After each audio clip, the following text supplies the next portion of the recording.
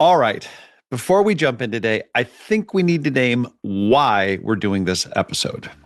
Yeah, because this one kind of forced itself on us, It right? really did. Yeah, Yeah. it absolutely did. Last week, we put out a quick episode about trying to find common ground. And honestly, the reason that we did that was because of what happened to you and your particular story Yeah. about what you went through right after Alex Preddy's murder in Minneapolis. And that just happened, what, like 4 blocks or so from where you live, right outside of Yeah. Glenville Yeah. It Donuts? was just a few blocks. We went down there, an hour after the murder happened. And I put some posts out on Facebook. And I was just trying to tell this firsthand story on Facebook. Talked about what I experienced, what I saw, what it was actually like being in Minneapolis for the past, month or so as the surge was going on. Brought in my firsthand video from that day and shared it. Yeah. Yeah, and that didn't need to be controversial because it was Well, about your experience. yeah. It might have been controversial, but it shouldn't have been dismissed as untrue, right? That's the part that sticks with me. This is the part where people were telling me that that can't be, or you're seeing things wrong, or if and they were telling me what to think. And it was this idea of, I was just trying to say, this is what happened to me. This is my lived experience in what is now Minneapolis.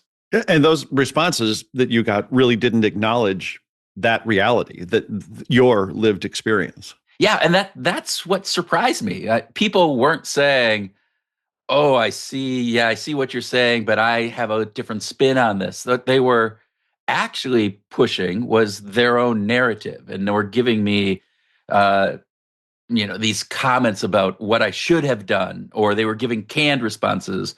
They weren't responding to what I had put out on Facebook, at least, right? Yeah. Some even called me a liar. They're going, "You must be a paid agitator. And I'm going, I live here. Nobody's paying me to do this." And so, to that degree, many people did not seem to either watch what I shared or to read what I wrote. Mm. And instead, they were parroting these lines that they had heard from their side of the political spectrum. Yeah. Almost as if your lived experience was somehow debatable, right? that it wasn't actually yours. It didn't matter what the truth was, but instead they wanted to sort of perpetrate their truth on you. That's a really good way of stating it. It's like they wanted to tell me, like, you should be looking at this through my lens, and this is how you should be seeing what you experienced. Yeah. Um, Yeah. yeah, and it felt like my reality to a certain degree was replaceable. Like they could just put in, and move over whatever the other reality. Wow. It could be swapped Yeah. out with whatever version of reality they'd already accepted as true. Yeah. And that's when this whole thing stopped being about one post or just one event, or even just Minneapolis for that matter. Yeah, and I think because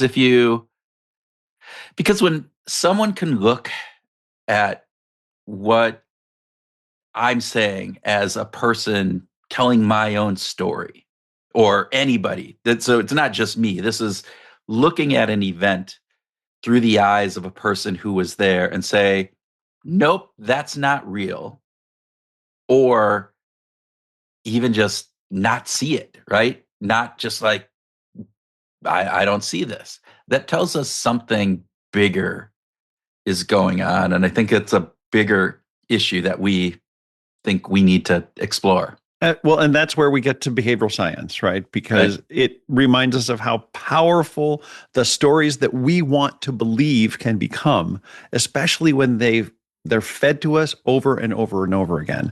Like, which then leads us to try to figure out, well, how can we try to have a dialogue with people who don't acknowledge our truth, Yeah. who aren't willing to say that actually happened to you. They either hide from it or they ignore it, or that they just make claims that it didn't happen the way that you said it did. Yeah. And I mean, I think another part of this, Tim, is that it points to how quickly our brains go to defend the stories that we have embraced, Yeah.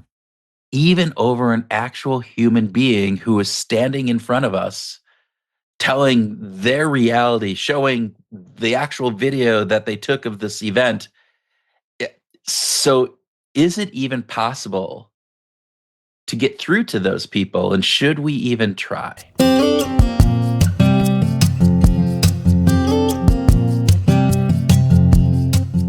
Welcome to a special grooving session with Behavioral Grooves. I'm Tim Houlihan. And I'm Kurt Nelson. Now, today is February 6, 2026, and we're here to discuss choosing your battles when it comes to finding common ground.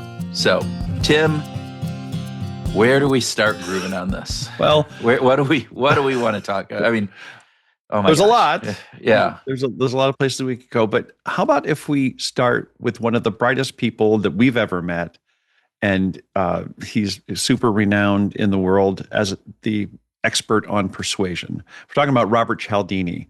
He's a professor emeritus at Arizona State University. He's the author of New York Times bestselling book Influence, millions and millions of copies sold. Yeah. He's the author of several other books and hundreds of papers on influence and persuasion. He's widely considered the godfather of influence and a leader in the behavioral science and research around the world. Robert Cialdini is amazing. Right. And we've been very lucky to have him as a guest a few times on Behavioral Grooves, and are even more lucky to be currently working with him on a retrospective of his work and his life. And so over the past couple months, we've had 11 hours of interviews with him, multitudes of interviews with other renowned researchers and important people. But we were doing an interview with him last week as the conflict in Minneapolis was unfolding. We were kind of getting the last of these interviews done with him, and we were able to ask him about it. So I had mentioned that, hey, Bob, here's what I experienced. I'm living in Minneapolis. Here's what happened. Here's this. We put this Facebook post out, and here's the responses. And this is what he said. I think as a persuasive communicator, you have to learn which audiences to write off, and don't even waste your time or effort or expense in trying to convince them. They're wearing blinders and they're wearing earmuffs, and not just because it's cold in Minneapolis. They're not vulnerable to any information because they're not processing it in a reasonable, rational way. They're deflecting, they're rejecting, and anything that doesn't fit with their preferred beliefs. It's such a regrettable thing that we've moved from a fact-based culture for deciding on what's valid to a belief-based culture, preferred belief. What I prefer to believe is true. Oh, that's the most regrettable thing I've seen about the last decade. Okay, there's a lot to unpack there. Yeah, agreed. Agreed with that. Right. I think there are two things, Tim, that I really would like to explore here. First is, this isn't about who's right and who's wrong. This is about when you can't get some people to even admit or to look at or to, as he said, take off their earmuffs and their blinders to what's right in front of them. So we need to stop wasting our time in trying to influence or persuade those people. Yeah. And I want to dig into that. Like, when do we do that? How do we do that? What are the ways that we do that? And how do we determine who do we give up on and who don't we? But then I think the part that really struck me with what Bob said is this bigger issue which is that our world has shifted, regrettably. It's the one where, as Bob said, we've moved from a fact-based culture for deciding on what's valid to belief to one that's based on a culture of preferred belief. Yeah.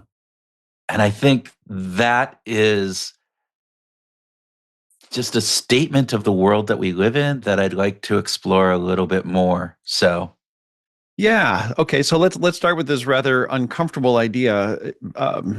Bob used the word writing off. Like there's a group of people that are going to be so inordinately resistant that we're not going to break through to them on any yeah, level. And he used the term write off. yeah, When we started thinking about this, write off doesn't it might have some negative connotations, right? But let's just start with what does write off mean and what doesn't it mean? How yeah. about that? So it's not about dehumanizing somebody. It's not Yeah. writing them off as like you are an evil, inhumane person. That's not what we're saying here. What I think we are trying to say is, and what I think Bob is trying to say is, these people who have these earmuffs and blinders on are not. We should stop investing our persuasive energy when that psychological door is closed, that they're not going to be open to cracking that pre-held belief that they have.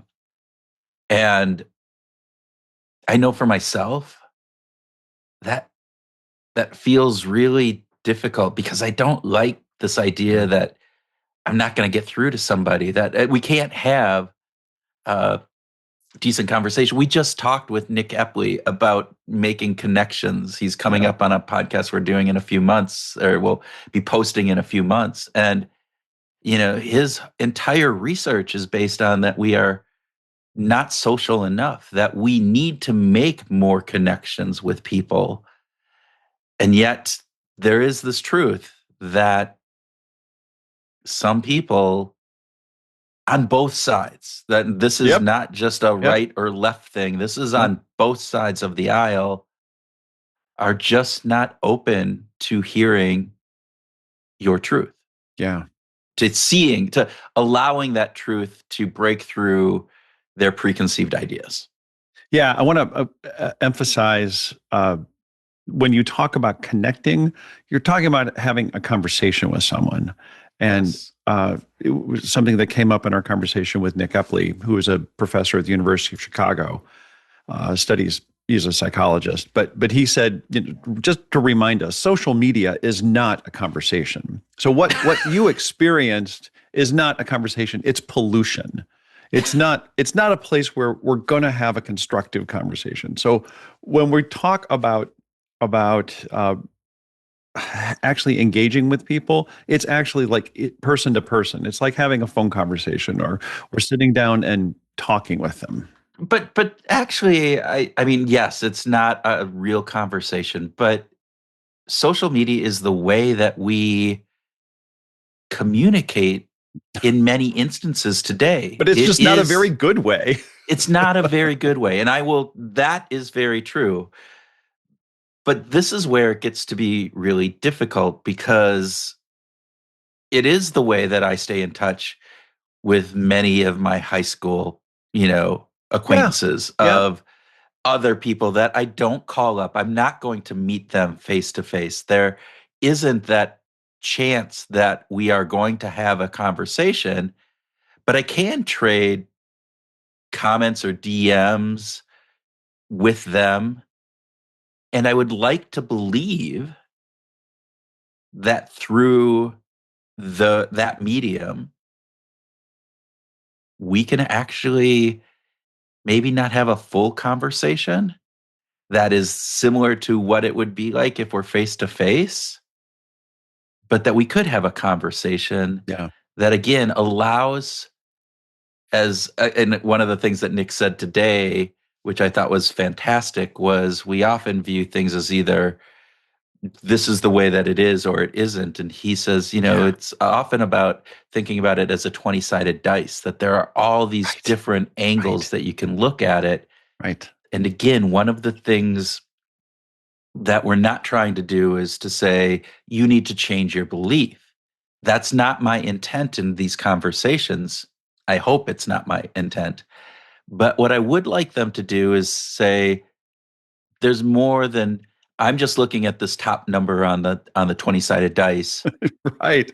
Maybe just look at one other number, maybe even two, that says this might be a little different than how I'm perceiving it. Yeah. Yeah. Realizing that there's 18 more sides. Yeah. Right. Even after those, couple have been done. Even after those 2 or 3, there's still 17 more sides, because life is complex. Human beings are complex. Experiences are complex. Context matters a tremendous amount in all of this. Anyway, go ahead. So I think one of the important things that Bob kind of brings up is that to have a conversation where there's any type of persuasion, any type of seeing the dice from a different angle, requires a certain amount of vulnerability to being open to that new information. And we talked about this last time, that there needs to be this openness to saying, yes, I want to persuade you, but I have to be open to persuasion as well. Because if it truly is a 20-sided dice, that's right, I'm not seeing all 20 sides. No, you're not. So I need to be able to say yes. Again, that doesn't mean that I am going to change my opinion and my belief about what is right and what is wrong. But hopefully I can see things from their perspective a little bit more, to give pause, to give grace, to allow that conversation to happen and maybe get to an actual reality. And just as we need to be willing to expect that vulnerability in the other person, we have to bring it ourselves, right? Yes. There's a reciprocity in this. There are going to be people who are in full-on identity defense mode, and we can't combat identity defense mode with another identity defense mode.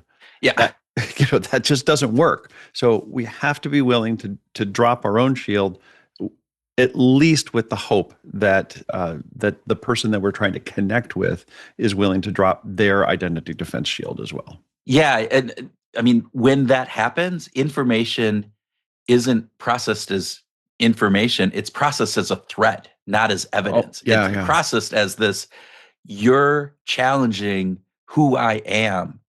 Right. And nobody wants that. We all have this idea that we're good people. We talked about that last time and all of this different pieces. So let's talk about this, because I think there is, and again, I'm assuming that most of the people listening to this are probably more on the left side of the dial than on the right side. Don't know that for sure. Hopefully we get both. Everybody listens to podcasts. Everybody listens. Everybody buys shoes, right? As Michael Jordan said, even Republicans buy shoes, right? That's right.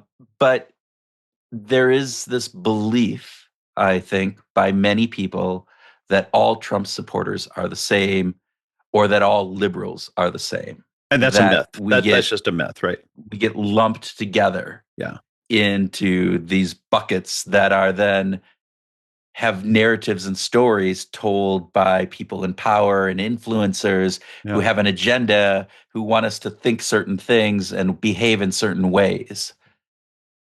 And that just needs to be broken down. And there's some really interesting research, some survey data by More in Common, which basically says they did this on MAGA supporters. So they actually did surveys and interviews with over 10,000 Trump voters over 10 months in early 2025. And what they found is that there's not one, it's not a homogenous No, group of, no, of these course are all not. super mega supporters, Of course we're different. Yeah. right? Different motivations, different threat perceptions we talked about last time, right? Different openness to allowing evidence in. Exactly. And what they found, and I'm going to briefly summarize this, is there's 4 types of Trump voters that they identified. One, they labeled mega hardliners, which was about 29%, 30%. And it's the fiery core of Trump's base. They're fiercely loyal, deeply religious, animated by a sense that America is in an existential struggle between good and evil, with God firmly on their side, right? That's about 30% of them. And then there's another 21% that are labeled anti-woke conservatives.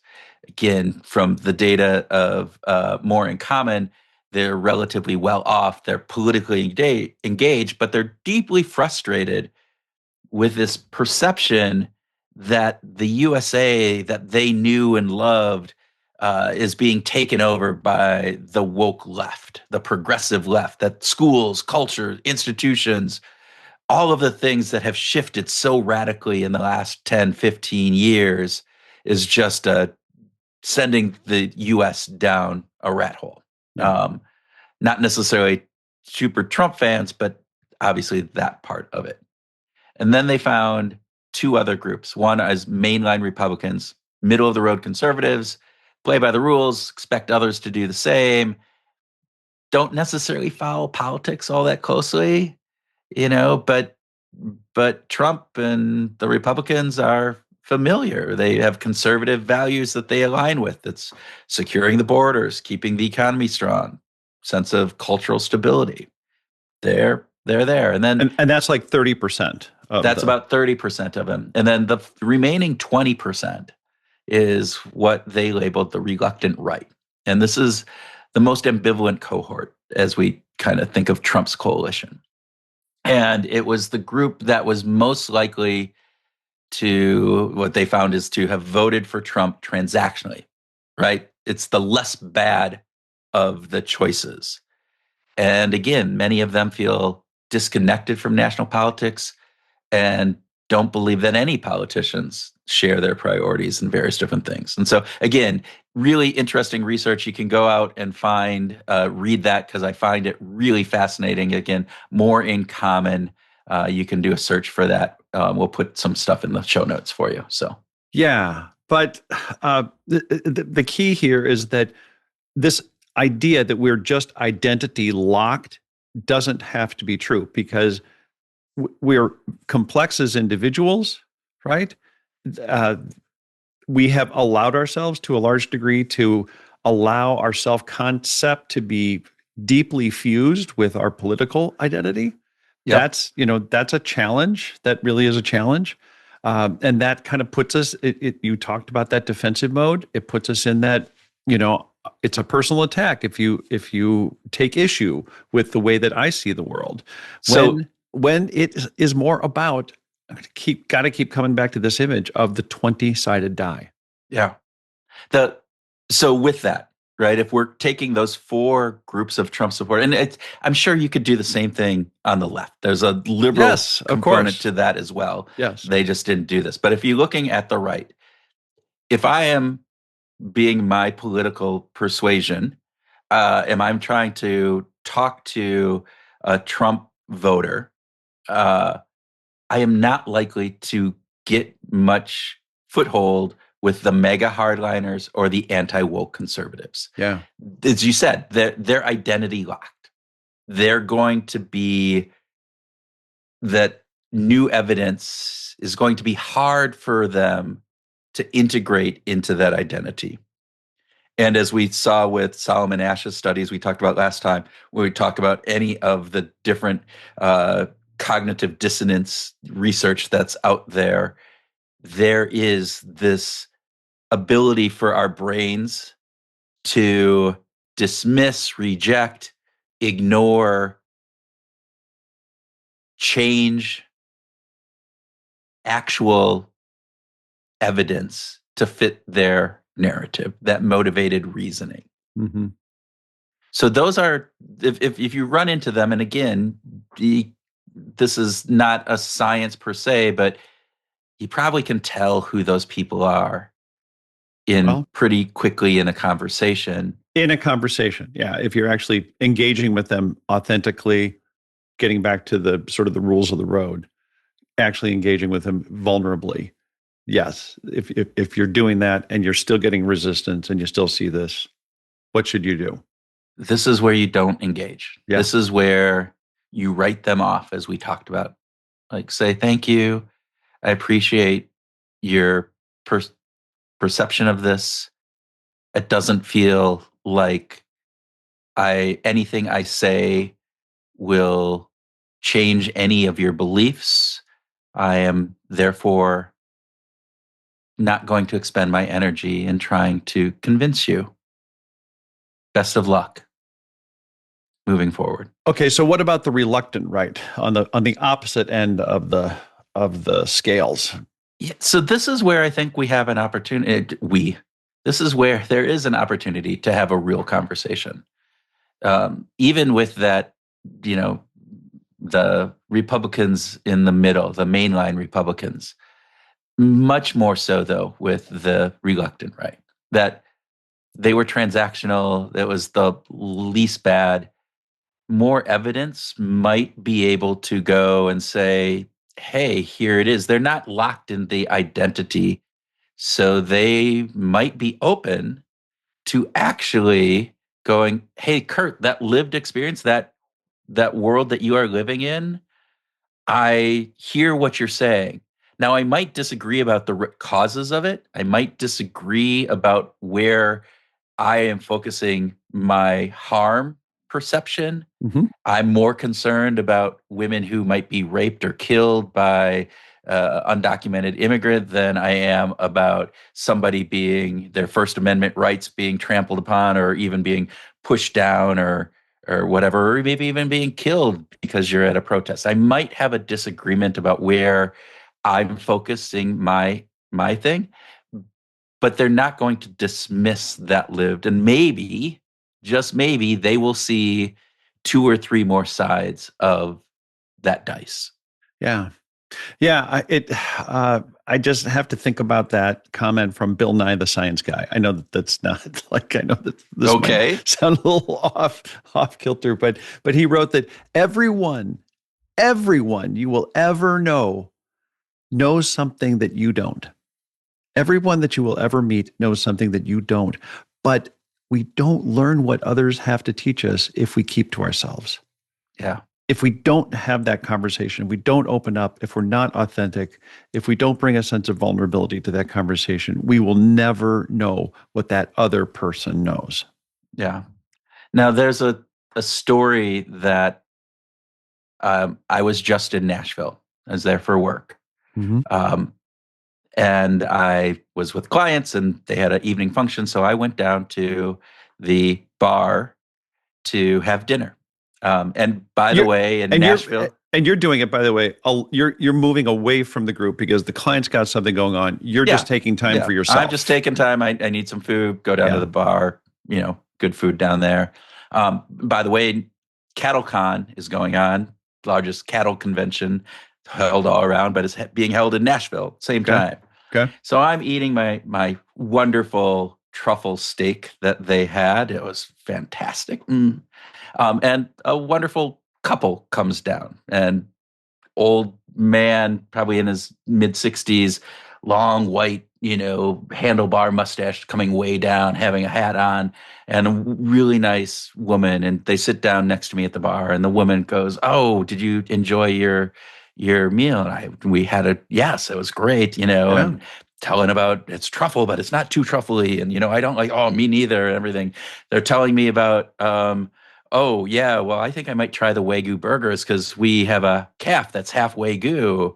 Name is Philip. We're still going to eat him, but he's Philip, and he's half Wagyu. And I, it was a pleasant conversation. Right. We're smiling, laughing, and having some good. And then came up like, where do you live? And they're from Missouri. And I said, I'm from Minnesota. And the gentleman immediately goes, "Oh, we've been talking to our friends from Minnesota. Lots of people's talking about that." And I didn't respond. I basically shut down.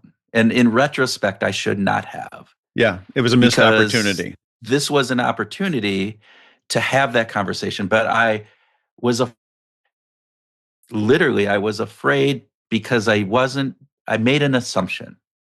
I made an assumption about where they would fall on this political divide of what was going on in my hometown. Yeah. And without that conversation, you didn't know what he knew.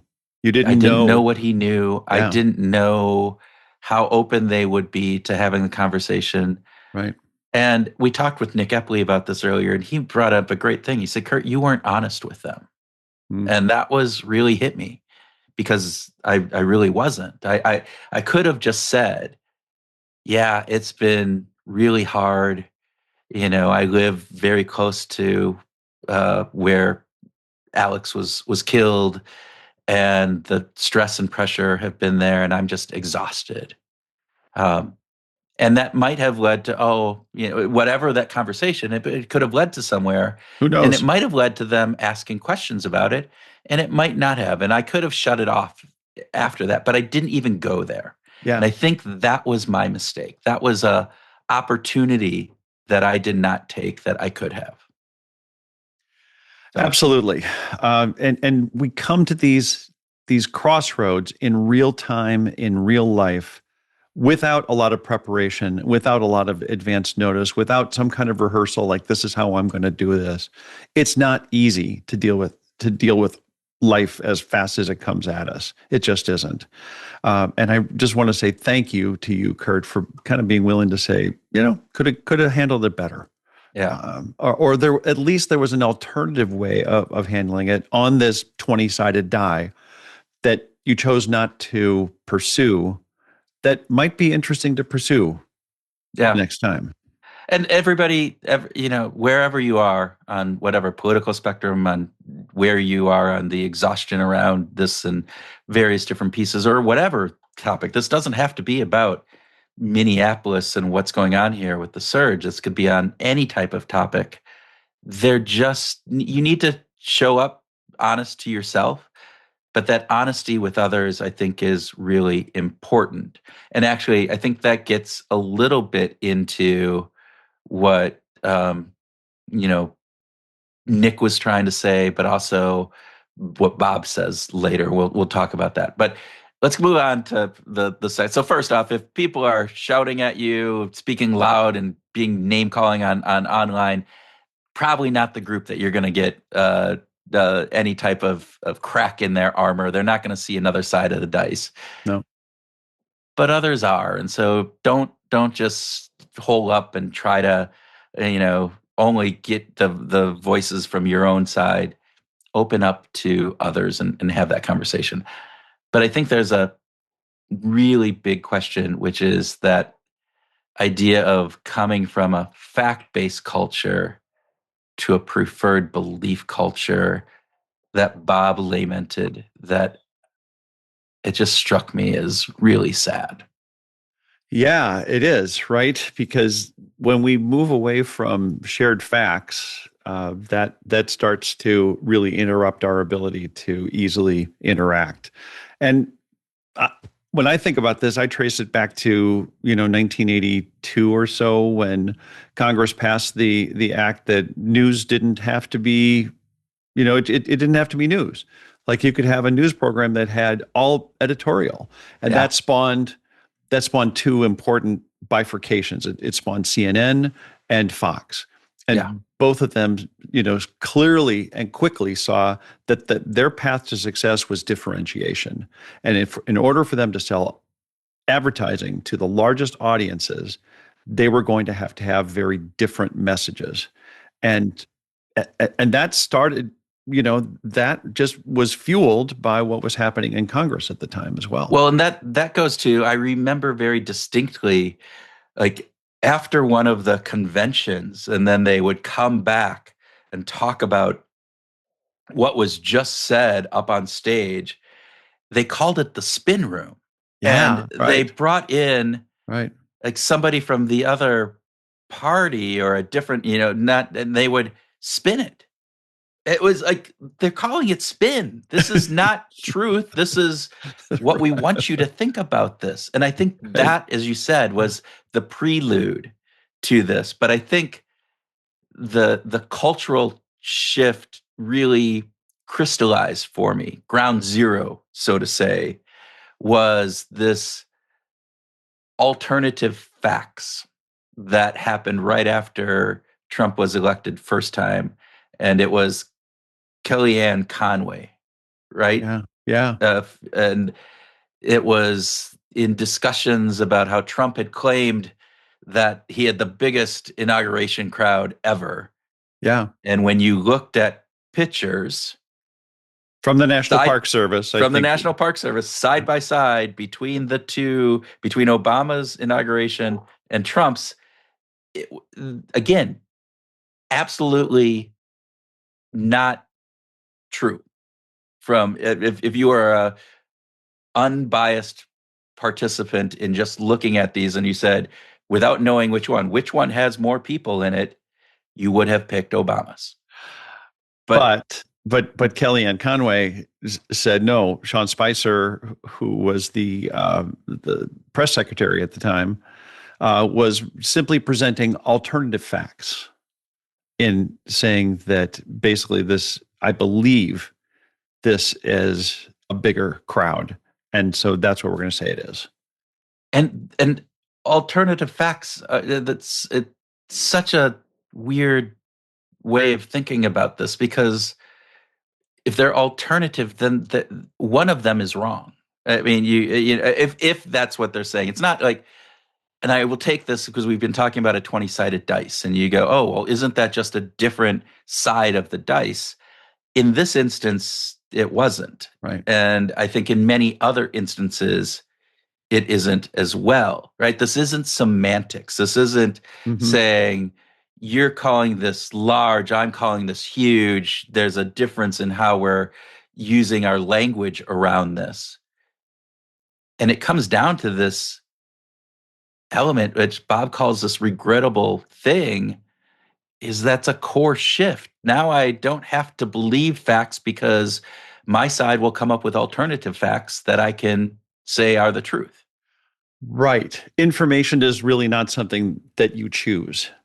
But right, data is data, facts are facts. And yet the information that we believe is something that we choose, that tends to be more closely associated with our identity and not so much about evidence. In fact, it's about comfort. Not, I find this like it's difficult to go and read comments or to have conversations with folks who are seeing the world so differently from us. It's easier to believe whatever facts that I've been given that align with my own personal belief system. But you have to challenge yourself so that doesn't happen. Right, because our belief system literally gets in our way. Yes. We have relied on it for a long time to help us process the world. That it's evolutionarily very comforting for us to rely on it. But when we live in a world that is so complex, and as it is today, it's important for us to get back to what the facts are.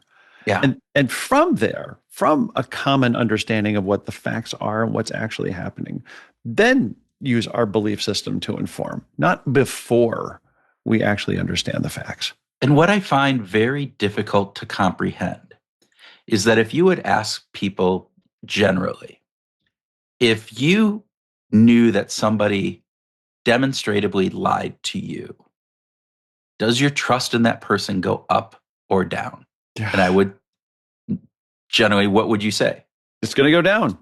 Right. It's going to go down. And yet, that's not what is happening in the political sphere because of this belief first system. And I will use the recent example of Greenland, of Trump being at Davos. Was it Davos where he was talking? And he was making his speech and talking about Greenland. And 3 times in that conversation, in that speech that he was giving, he said Iceland. It wasn't, we'll share it here, right? Until the last few days when I told them about Iceland, they loved me. They called me daddy, right? There for us. They're not there for us on Iceland, that I can tell you. I mean, our stock market took the first dip yesterday because of Iceland. So Iceland's already cost us a lot of money. But that dip is peanuts compared to what it's gone up. He said Iceland. Clearly misattributing. Like he was. It was. I mean, he speaks a lot. Regardless, it doesn't. Yeah, if a mistake. Yeah, it was a mistake, right? Yeah. Caroline Leavitt, like somebody pointed it out in a post. Caroline Leavitt, the press secretary, came out with a reply to somebody who mentioned this, and this is quote in the comment. No, he didn't. His written remarks referred to Greenland as a piece of ice because that is what it is. He referred to it as an icy land. Let me reiterate that. She came out and said, don't believe what you're hearing. Believe this alternative fact. Yeah. Which is such an interesting way. So my viewpoint now is I can't trust Caroline Leavitt anymore. Same thing with Kristi Noem in like the immediate aftermath of Alex saying he was wielding a gun trying to get, massive damage. When you look at the videotape and talk about talk to people that were there, that was demonstratively not what happened. So how my trust goes down, why isn't everybody else's trust going down? But that's, again, where we get that belief system. Well, it in some ways, it gets to the question about what is the truth. Yeah. Right. Because facts are something that are objective, verifiable. Like we should be able to go to a fact and say, we can verify this. We have some objective ways, and when I say objective, I'm talking about really collectively. We can all agree that there is a verifiable and very specific conclusion that we can draw from this. This actually happened. And these are often isolated pieces of information. Facts are oftentimes very, very specific, that they represent what is currently known to be true. They're tangible. We can say that this is a piece of evidence. It reminds me of Dragnet, the old TV show. Joe Friday. Yeah. That's it, Joe Friday. Yeah. Just the facts, ma'am. Yeah. And that's law enforcement, right? But it is about some sense of objectivity to say this is a fact. This is absolutely a fact. But the truth can be broader. I think in my own life, I lived with a lot of religious truths, right?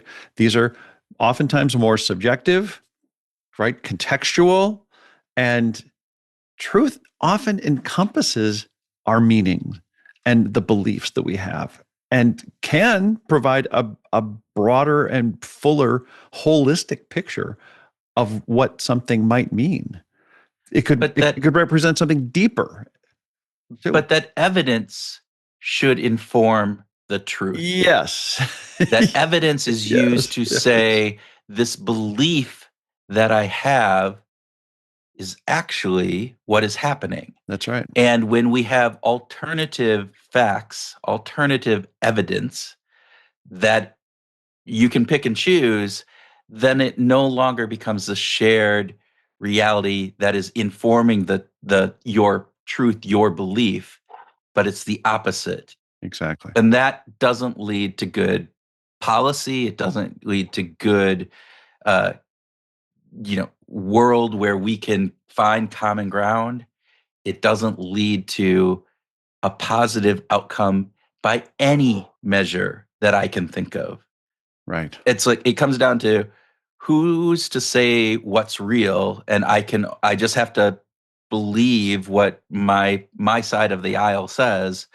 And if both sides claim their truth is the truth and the evidence is the evidence that I see, then we can't come to a common understanding and actually make good decisions based upon that.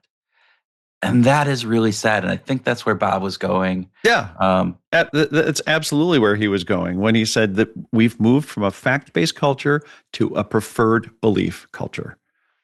So the question is not, is this supported by evidence, but do I want to believe this is true?